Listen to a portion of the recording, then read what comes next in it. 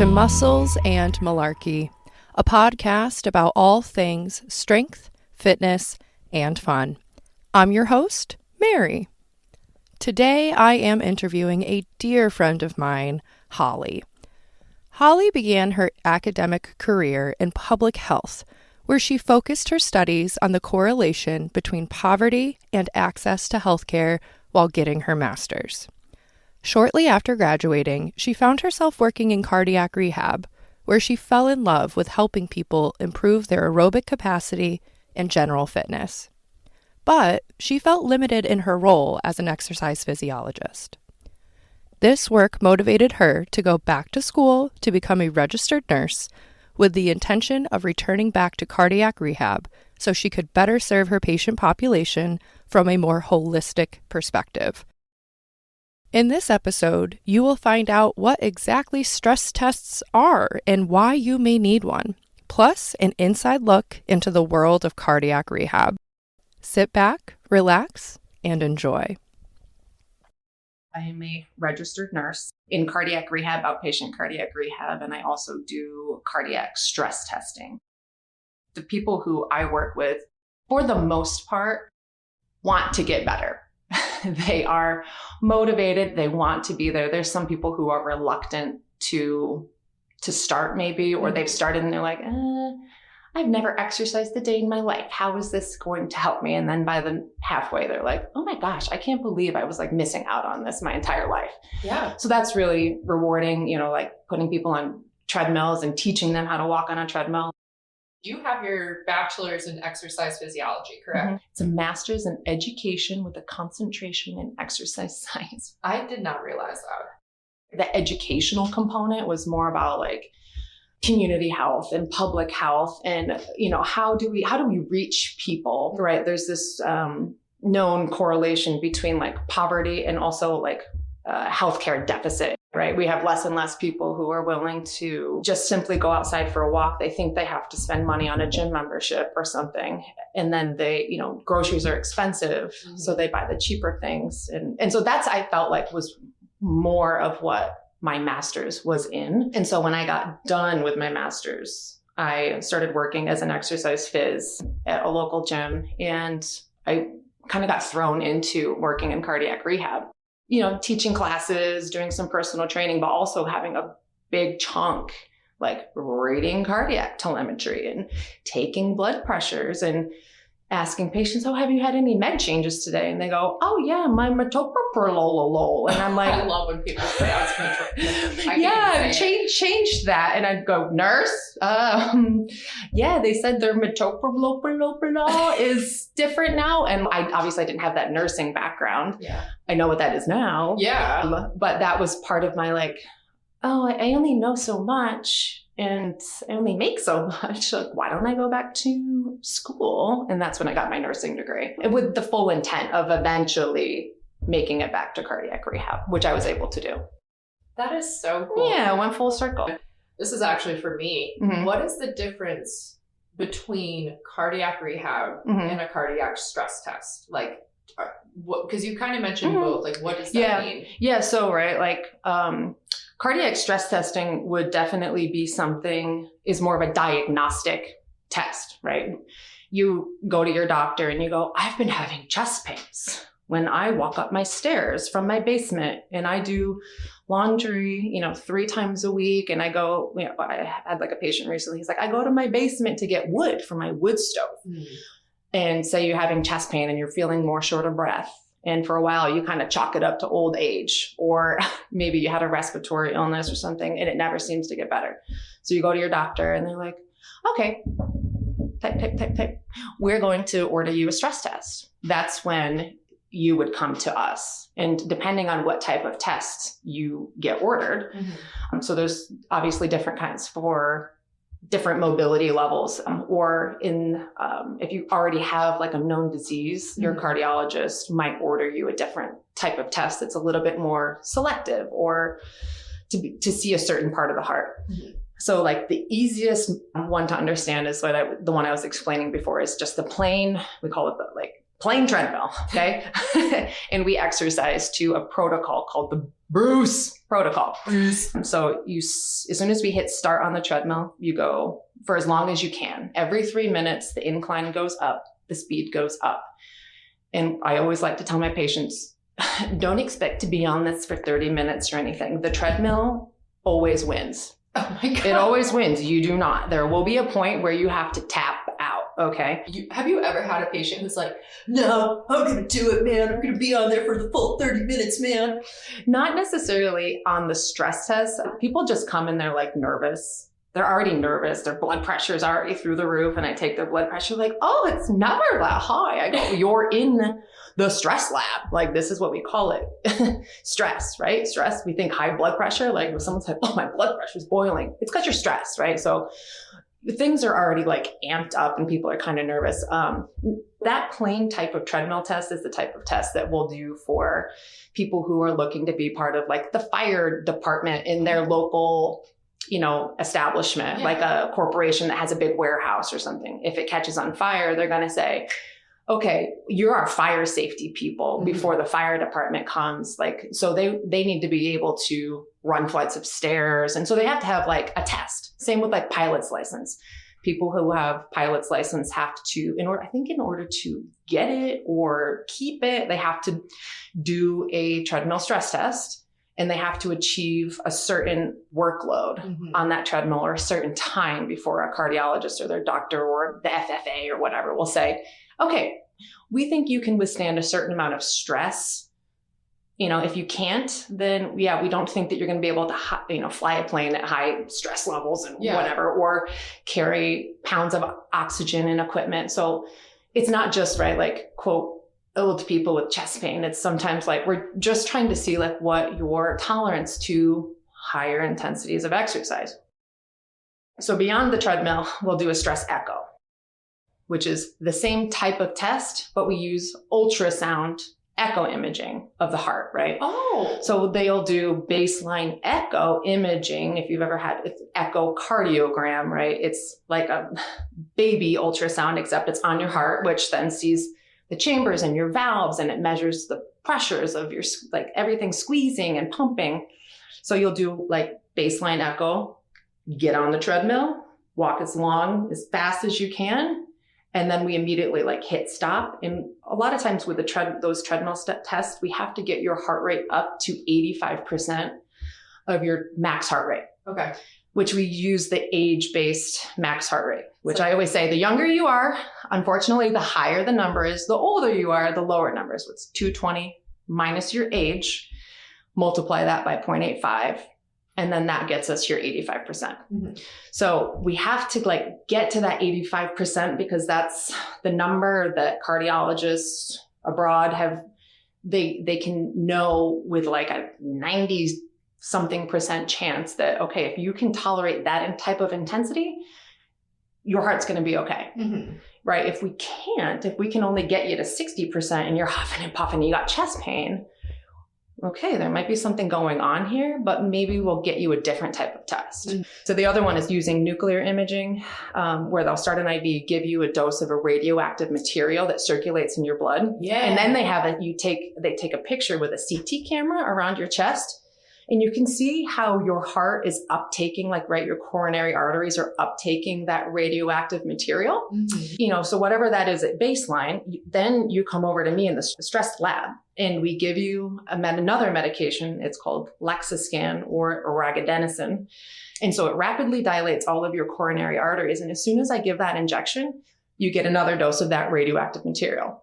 And that radioactive material and that medicine, they are circulating in your bloodstream and they are working together to deposit that second dose into these now dilated vessels. And so, right, I always say to my patients, like, okay, so your job is to communicate with me on how you're feeling. A lot of people, they start feeling really out of breath. So people can walk on the treadmill, like low intensity, just like flat incline, at like a 1.5 miles per hour. Like if you feel any chest pain, discomfort, pressure, tightness, heaviness, all of those things, like please let me know. Most people do feel like a heaviness and some people will feel like hot or flushed. Some people start to sweat, but some of the like more severe side effects are like a dull headache, right? You have a lot of vessels in your brain, bellyache, whether like nausea or kind of down below, like they got to go to the bathroom or gassy. And I'm like, it's okay. You don't really have to go. It's just there's a lot of blood flow going there. And some people feel like a weird, funny feeling in their legs. But it starts to it's a really like quick metabolized medicine. So it, like within 4 minutes, you start feeling back to normal. And right. So potentially, if one of your coronary arteries is blocked, that dose of that material is not going to get there because that medicine was not able to open it up and not deposit that the radioactive material down there, right? So radioactive stuff glows. So on your second sets of imaging that you have in nuclear medicine, that camera is circulating around your chest, and maybe you have a dark area that doesn't show up on the camera, right? And the other parts are all glowing. So a radiologist or a cardiologist will go, that is suspicious for ischemia. And ischemia is the medical terminology for like lack of blood flow or like death to a certain area because it has no flow. And so like those are the types of tests that we do in the stress lab, right? So say I have an abnormal stress test and the cardiologist reads that and they go, it's kind of suspicious for reversible ischemia. So reversible means we can fix this. Irreversible may be something that is like, maybe you had like a heart attack years ago and there will always be death there. Yeah. So if it's reversible, we'll send you to the cath lab. So your cardiologist may say, we're going to set you up for an appointment at the cardiac cath lab. And they would send a catheter through your groin or through your wrist into your heart, kind of, again, use some what they call fluoroscopy to determine where your arteries are blocked off. And they might throw a stent in there. Or if you're really blocked up, the plumbing is really bad, you might get coronary bypass surgery. And after you have a surgery like that, then you might come to me at cardiac rehab. And then they go, I have to get on this treadmill. This isn't going to be like at my stress test, right? And you're like, no. So that in cardiac rehab, everything is much more like, let's just see how you can tolerate low levels. Our usual goal is to get people to about 30 minutes of exercise, 3 times a week. And for a lot of people, that's enough because with either you probably were feeling really shitty for months or years prior to your intervention, your stent, your bypass, whatever. A lot of benefits for cardiac rehab as far as like lowering blood pressure. They feel really confident in themselves. Like you get people who are like, I haven't been able to do X, Y, and Z. And after about a month of rehab, they go, I tried that thing. One thing we tell people not to do is shoveling snow. That's like, oh God, that's like the number one activity that like give, especially men. Oh my God, yes. A lot of men are like, I gotta go shovel the snow. You're like, can you just stop this year? Like get someone to not mow your lawn. That's another one too. They're like, I gotta mow my lawn and I gotta shovel the snow in the driveway or something. But eventually, once they've done enough rehab, they go, I feel better about it now. And we learn like, okay, when you're feeling kind of bad, like just rest, right? We don't have to constantly push all the time. Overdo it. Conservation techniques. Yes. This is where we have overlap. I appreciate you explaining the difference between like the cardiac rehab, the cardiac stress test, because I've definitely heard those things thrown around and I wasn't entirely sure. Yeah. We can't just take anyone who wants to do cardiac rehab, unfortunately. There's only you have to have these like certain diagnoses. Okay. In order to come to us. People who have had a heart attack, that's like, right, whether or not you had any intervention done, like if you have a stent or anything, heart attack that counts. If you do have a stent, you can that qualifies as well, because in order to have the stent, you have to have a catheterization. And right, if they can't put a stent in, then you would probably have coronary bypass grafting, CABG, and it can be up, as many bypasses as you want, as long as it's, they had bypass surgery. Now, the other qualifying diagnoses are valve replacements. So if you have your aortic valve replaced, your mitral valve replaced, if you have, when people get older, with a mitral valve or aortic valve, they'll cut your chest right open, cardiothoracic surgery. Not everyone's going to respond and heal well from that. Like if you're 85 and your valve is a little leaky, right? It's not in your best interest to go under the knife for that type of surgery. So they'll do a different type of valve, and that one's called like a aortic valve replacement, but it's called a TAVR. I was just going to ask you about it. Yeah. I would say TAVR. TAVR. It's my A. It's TAVR. TAVR. Yeah. So that one, as it was explained to me, like it's basically like the, what are they called? Chimney sweeps. Okay. Chimney. Yeah. Chimney, chim-chiroo. We're going up the chimney with our umbrella up over our head.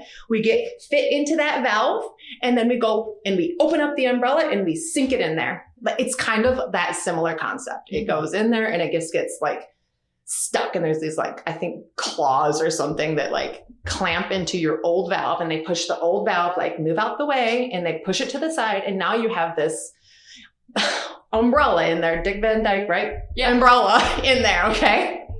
I've never used this analogy ever before, but yeah, it's in there, and they just pop it in there, and then your body kind of grows around it, and then it secures it over time, and now it's just part of you. Oh my God. And like if you were 55, they wouldn't recommend that for you. They want you to go get like a mechanical valve or a pig valve, bovine valve. But if you're elderly and you might not have more than 10, 15 years, they would say, okay, go do that. It's because people are really fine after that. But that counts too. Yeah. Usually the only other diagnosis that covers cardiac rehab is heart failure. So if you have congestive heart failure, CHF, you would qualify for cardiac rehab. But it has to be like, right, that's something that they would measure on echocardiogram. And your echocardiogram would show that this is your left ventricle ejection fraction, your LVEF, is less than or equal to 35%. And no, this is not like school grades, right? Like 75 is a C and 90 is an A or 92 is an A.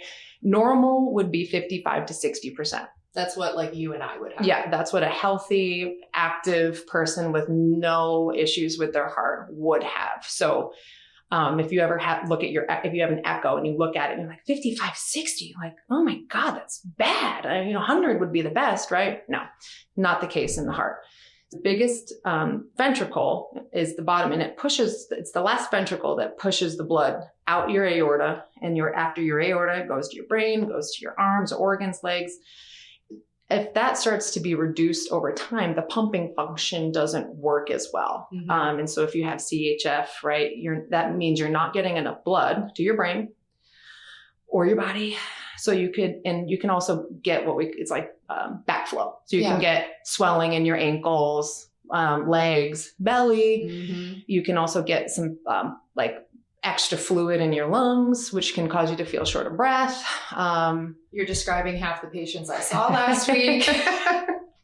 Yeah, I think there's probably more people have like CHF than you would. It's not something you would necessarily see on the street unless someone's really like, they have like a decreased, right, exercise tolerance, because once you start losing your capacity to breathe well, then you're like, oh, well, I'm not going to just get up and get my drink in the kitchen.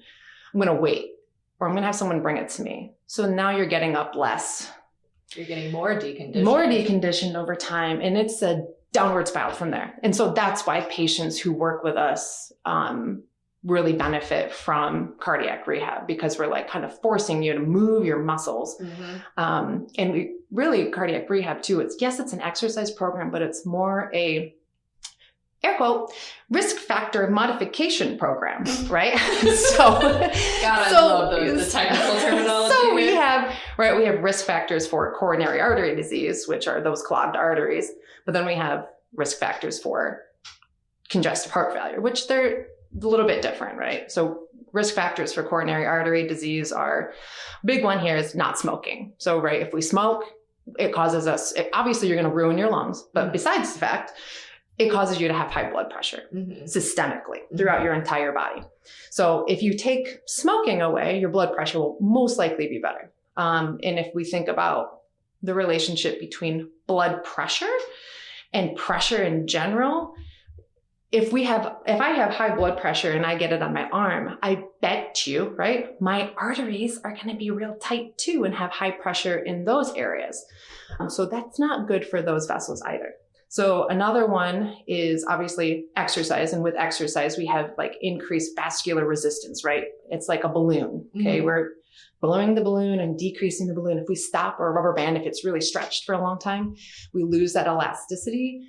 And when we can like tighten our vessels and let them relax, we'll have better blood pressure control over time. Like a lot of our patients, like say they come in at 120/80 for their blood pressure. They exercise. We always try to get an exercising blood pressure, and it's like 170/100. Like, oh, it's high. I'm like, well, you're exercising. Like, we need high pressure to get blood to all the things. Because your body is saying, hey, I need blood flow to this part in order to do this leg extension. And so, or like whatever exercise you're doing. Yeah. So it makes sense that the pressure has to be higher to get that blood there. Like physical stress is high. So we would see that blood pressure is high, and also heart rate is going to be higher. Right. That's a normal response to exercise. You're having a demand on your body.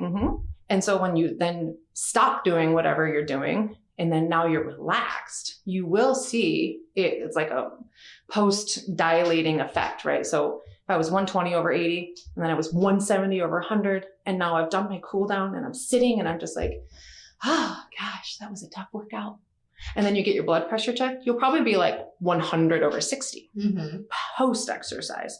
So we're having this like big stretch in our vessels, and over time, right? It's kind of like the, if you don't use it, you lose it mentality. You are a therapist. You know? Truly. So if we don't stretch those vessels, or like similar to if we don't stretch the muscles, we don't use the muscles or the joints or the ligaments, whatever, they get stiff and they get tight. That is exactly what happens to your blood vessels over time too. That's why you can have just like high blood pressure when you get older and you can't get rid of it. It's kind of stuck that way. And that you can work on it a little bit, but like, you're going to be on probably medications. And right, another risk factor for high blood pressure are things like stroke. So we don't want you to chronically have high blood pressure either. Another risk factor would be just diet changing. I don't claim to be like a diet expert. There are like, right, there's the cardiac diet, which is going to be like low in saturated fat, low cholesterol. If you've got heart failure, probably low sodium, fluid restriction, that type of stuff. And let's be clear, that is not a diet that we just recommend willy-nilly. That is specific for somebody who has a specific diagnosis and has to be in specific restrictions, because if they don't follow them, something bad could happen. Right. So in your blood, if you've had a lipid panel, it gets broken down into a couple different, what am I trying to say? Like categories within this lipid panel. So you have like your straight cholesterol, and then that gets broken down into triglycerides, your low density lipoprotein, and your high density lipoprotein. And I'm missing one. Regardless. LDL, your low density lipoprotein, that's a direct correlation to whether or not like you have coronary artery disease. So if we look at your lipid panel and you've already had a heart attack or bypass surgery and your LDL is high and your cardiologist has you on like a high dose statin and whatever, trying to get those numbers down. But do you want to be guzzling down bacon drippings? It's probably not going to be good for your arteries. I know you've done it for your whole life, but just because you've done it for your whole life, it's kind of gotten you to the point where you've been here. Now I can't say that obviously I'm an expert in like where you come from and what you're going to eat. Like every body is different. And all I can say is like, when I'm meeting with my patients, I'm like, I can just kind of tell you that like, guzzling down your coconut oils and cooking and that type of stuff, it's going to be fine for some people who maybe don't have this lipid panel. It's not going to be good for you. And that's all I'll say. Like, it sounds like you get people sometimes who are a little stuck in their ways. Right. I mean, where we live, right, we are in like a rural area, and we have a lot of people who have farmed beef their entire lives. Or they have a friend that like, oh, I buy a quarter cow from my friend. And I'm like, okay, I'm not telling you to throw your freezer away. I'm really not. I'm just saying you're going to need to be a little bit more selective on the cuts of beef that you're eating and or how you prepare it. Well, and I think there's, oh my gosh, my brain is actually going in a million different directions. Just pick one. I know, this is the problem. This is constantly me. What direction do I go with? Well, because partially I'm drawn to pointing out, like, what's the best way to minimize getting to that position in which you need to have cardiac rehab? It's implementing these strategies as you're younger and getting blood work done in your 20s, 30s. Yeah, and like screening. And doing that type of stuff. Like, if you don't want to be in that position where you have, you've had a cabbage, you've had a heart attack, you have a stent, what all the different things that you listed, like, how can I attempt to prevent that as much as possible? Because obviously some things we can't. Right. So another thing too is like exercise. It helps us kind of decrease that stress hormone cortisol in our bodies. And when we have excessive cortisol in our bodies constantly circulating, I'm not talking about like you just had a stressful drive on the way to work in the morning. I'm talking like chronic stress. And it's over a long period of time. We've all seen those fat burner commercials, right? Oh, do you have high levels of stress? I bet you have high levels of cortisol resulting to that tummy fat, right? Oh my God. I mean, they have that bit down. They do. It's true. But when that cortisol is circulating, it also increases that LDL. For whatever reason, there's a mechanism in the body that it starts spiking that LDL. And that's where exercise comes in, because exercise helps with bringing down stress, but also it can help with that HDL, which is our high density lipoprotein, which that protein seems to have some sort of protective mechanism in the body. And they help balance those two levels out. You can increase your HDL by like consuming unsaturated fats. I always joke and I'm like, doing your shots of olive oil in the morning or something. I mean, not everyone can tolerate that. I probably could do it, but like you're other weird. people, I know. I literally know this. It sounds so gross to me. The thought of like, yeah, man, let me just take my double on the rocks. I'm sure that's what the Italians do. Listen, I am Italian. I'm not doing that. No. Not in the morning. I'll cook everything in olive oil. I was contemplating it because there's other food items that have higher levels of that unsaturated fat, where like your omega-3s come from. And that's like your salmons, your tuna fillets. I'm not a fishy girl, and I've never been a fish person. I only recently in my 30s started to be able to do like sashimi sushi with like the little strip of salmon. Sashimi was the shrimps with the like shrimp and like salmons? and the salmons and the tunas, but like hell hath frozen over if I have ordered a salmon fillet. Okay, so I definitely am deficient in ways that I'm getting my unsaturated fat. So I incorporate nuts and seeds a little bit more. And that's another way that you can get those unsaturated fats. So I'll like do a smoothie in the morning with my like milled flaxseed. Okay, you can get a big chunk of omega-3s in there. Yeah. I also take some fish oil or like an omega-3 supplement, which by the way, if you get something with like a lemon oil infused, you don't get the burps, the fish burps. Not that we're recommending that you go out and take omega-3s. We're not recommending any specific supplements. Talk to a doctor. Yes. I've also had my own lipid panel done, and I know where my lipids stand. Yes. So I know that I can tolerate that, and my lipids are good. I just know that I'm deficient in that. But stress. Yeah. Right. So it's stress, diet, exercise, and the big one is like not smoking.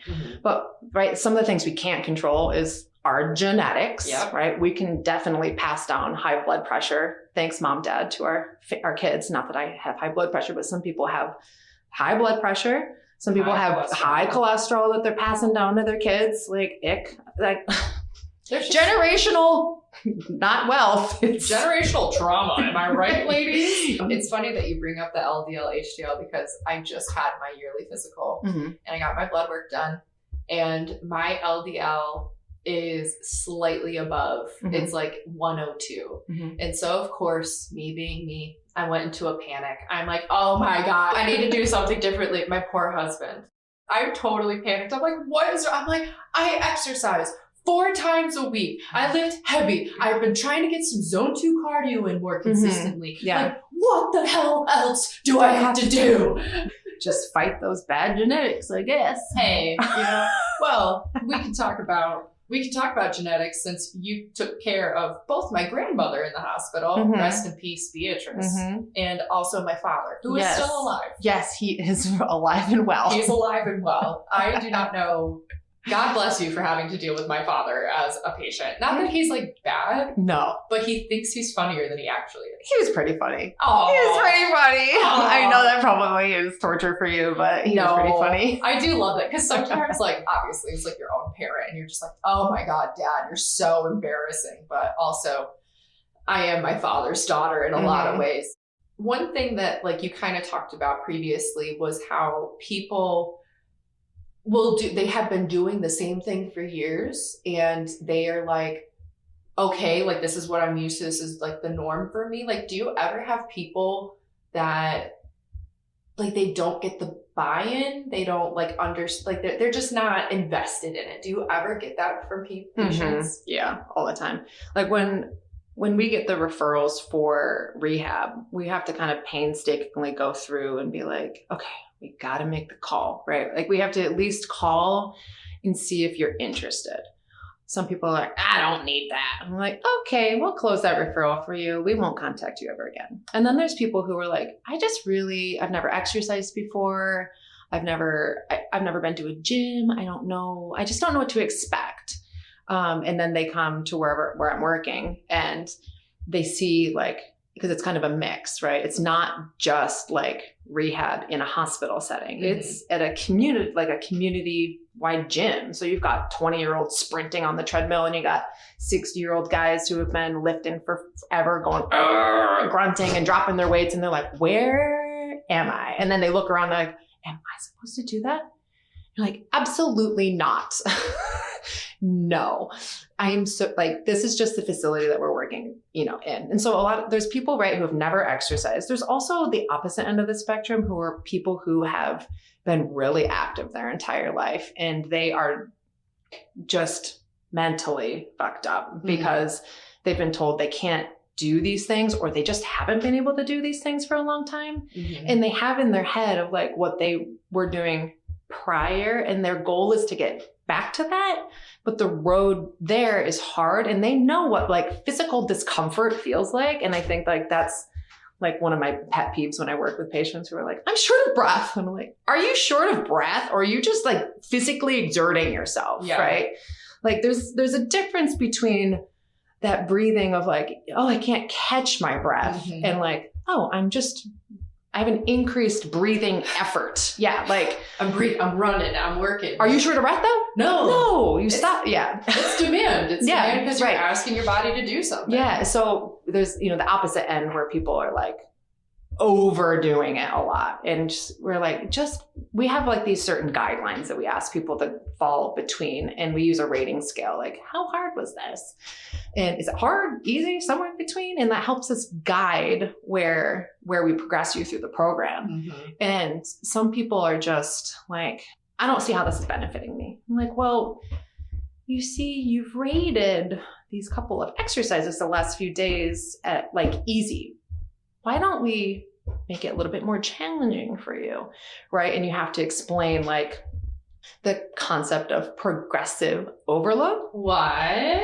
Right? Progressive overload is like increasing the stimulus on the body mm-hmm. slightly every day, or you keep it the same for a few days and you increase it, in a week. Or if we just keep doing the same thing over and over again, our body gets really good at doing that. Mm-hmm. And you're not going to see any more changes beyond that, right? Like, I don't know how many people of this, right? Who have like, I go to the Y and I get on the bicycle and I bike for 15 minutes. And then I get on the treadmill or the track and I walk for 15 minutes and I do the same arm routine. Mm-hmm. And they're like, yes, thank goodness they're like in a routine of doing that. But you're not going to see progress, which is great if you want to just maintenance your body. But if we're trying to like really get someone back from the depths of hell where they just came from, then we need to progress through the program.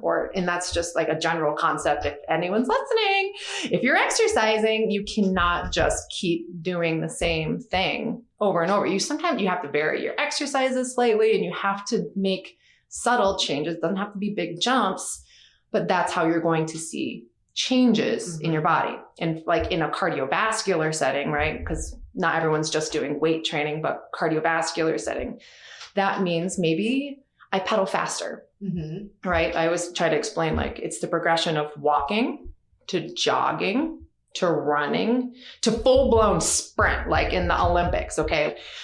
There's light, a little heavier, like intense, right? This is easy. And you want to do more without changing the time, right? Because some people are under time constraints, or try to pedal faster and see if that feels more challenging to you. Sometimes it's like pulling teeth. I don't have to imagine. I know. You know the pain. I'm glad that people are there. And if that's just what you want to do, is just do the 30 minutes and get in, get out. That's fine.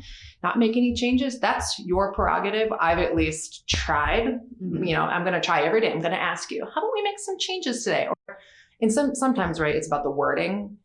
If you give the option, how about we make some increases today? You go, we're going to increase your resistance today, or we're going to increase your time on the treadmill by 1 minute today. I like the illusion of choice. That's my favorite as a therapist. The illusion of choice. Parents use it all the time too. In that instance, a great example is like, okay, would you like to increase by a minute, or would you like to increase your reps? Yeah. You give them this not option. It's like, either way, I'm going to force you to progress. Do something. And some people don't catch on to that, and which is kind of right. It's the illusion. But some people go, absolutely not. I think I want to make something super clear. If you are someone who is getting to the gym 3 days a week and you're doing cardio activity for 30 minutes and you're doing your arm routine, that is fine. That is good. If that, like you said, if you want to maintain, I'm just happy that you're in the gym and you're moving your body consistently. Right.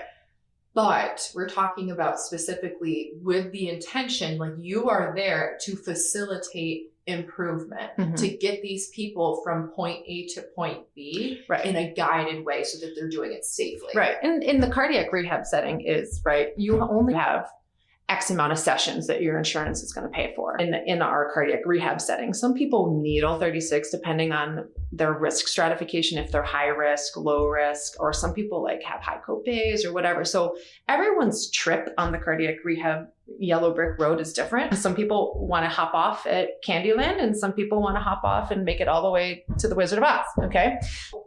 If your like session time is short, we need to cover a lot of ground in a short amount of time. We need to make progress, because at the end of it, we need to be able to safely say that you can do this on your own. Yes. You're not going to be a patient of mine forever.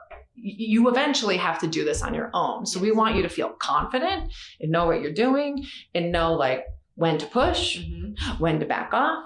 How to listen to your body. Yeah. That's a big thing. Yeah. All of those things, like, right. More is not always more.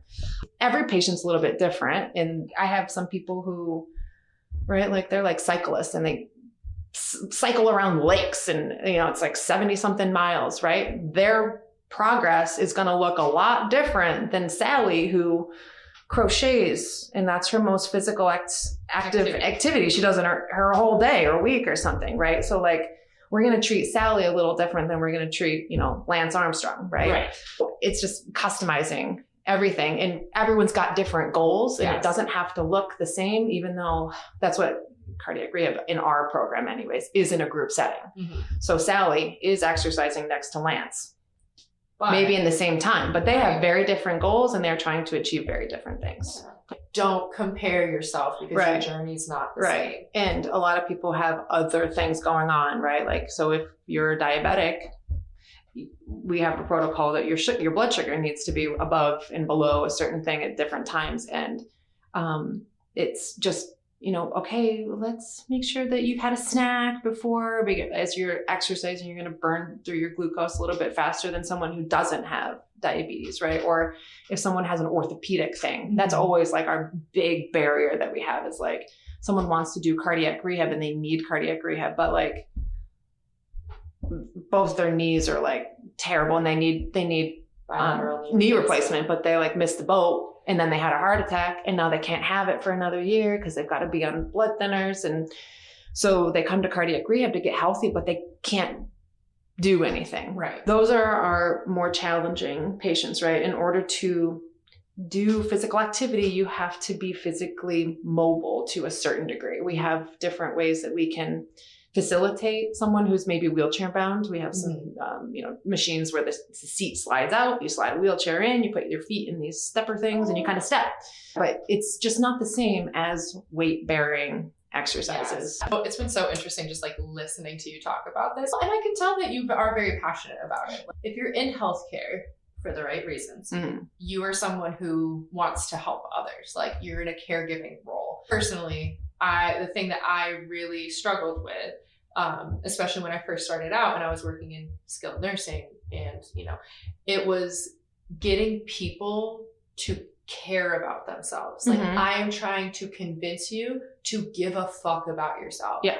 Because right now you're telling me like, I'm not going to get up and go and get that water out of the kitchen because my daughter's just going to get it for me, or my wife will go get it for me. Yeah. Or I don't need to learn how to use a sock aid because my wife is just going to put my socks on for me. Yeah. It's like, I can't care more than you do. But then you have those people that are like, I really want to get better. I will do anything you tell me to do. They have the buy-in, they have the investment. Yeah, it's right. You are always going to have the patients who, they don't give a shit. And then you have the people who give shits and they help make it good, right? These are the people who make your life and your work experience kind of shitty.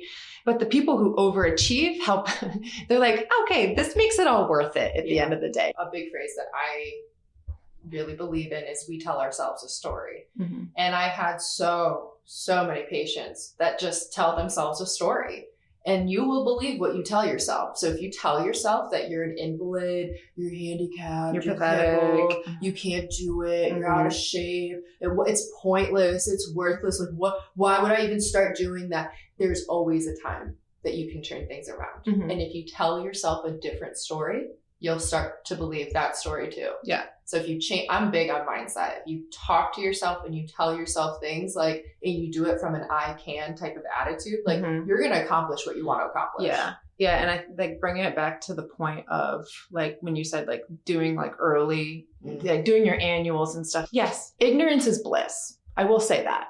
If you don't go to the doctor for 25 years, you just don't know because you can't diagnose yourself with anything. I know that like healthcare is expensive, and this is the world that we live in. But is it worth it to not go to the doctor for 25 years and save some of your money to then find out you need X, Y, and Z type of surgery, or you have this type of prognosis? Oh, well, if you'd done your annual screenings, maybe we would have been able to catch this a while ago. The things that we can do right now as we're younger, exercising, eating well, getting some cardio activity in, sleeping, managing your stress. Those are the things that we can do to help minimize getting to those places as we get older. Yeah.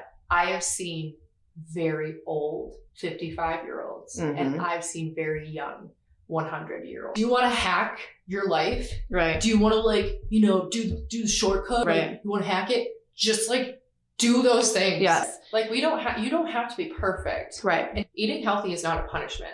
Right. It does not have to be a constriction. It doesn't have to be a bad thing. No. Like you can eat healthy. It's a way of self-care, self-love, is giving your body nourishment. Yeah. And sometimes that nourishment is a fish fry with a side of French fries and you had a slice of pie for dinner. Yeah. That's not your everyday. Yeah. If your exercise is just walking and you're getting like maybe 2 out of your 3 meals out of the day are like, pretty healthy, like good. We're not, you don't need to spend the extra money for fancy gyms.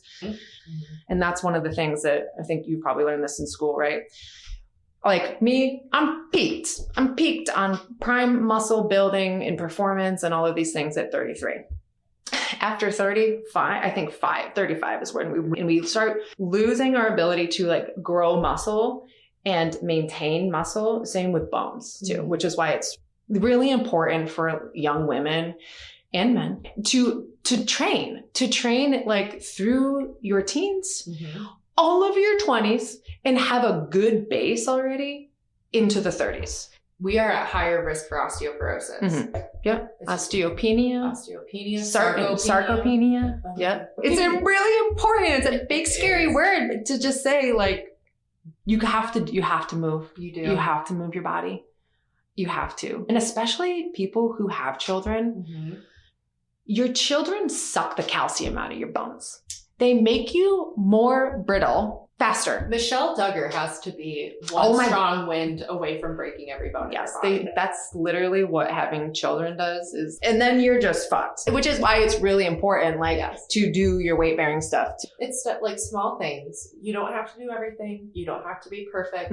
You just have to be consistent and be intentional. And I do catch myself, with my like exercise program and being like, well, shit.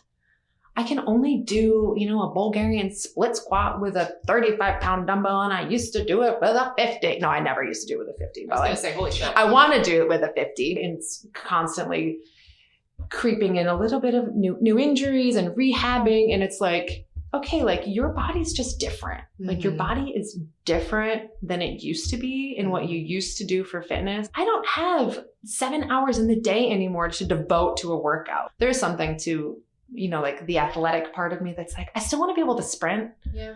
I still want to be able to like box jumps and stuff like that. Yeah. Holly, thank you again so much for sitting here and yapping. I very much appreciate you sitting down and chit-chatting with me. My pleasure. I've been waiting to sit down with you since your whole podcast started. So I was just waiting for my turn in line. Oh my God. Well, and I love it because I really feel like we were able to connect like the importance of overall health, but also how it ties in with exercise and like just that whole picture and being able to explain from more of the medical side. So thank you so much. You're welcome.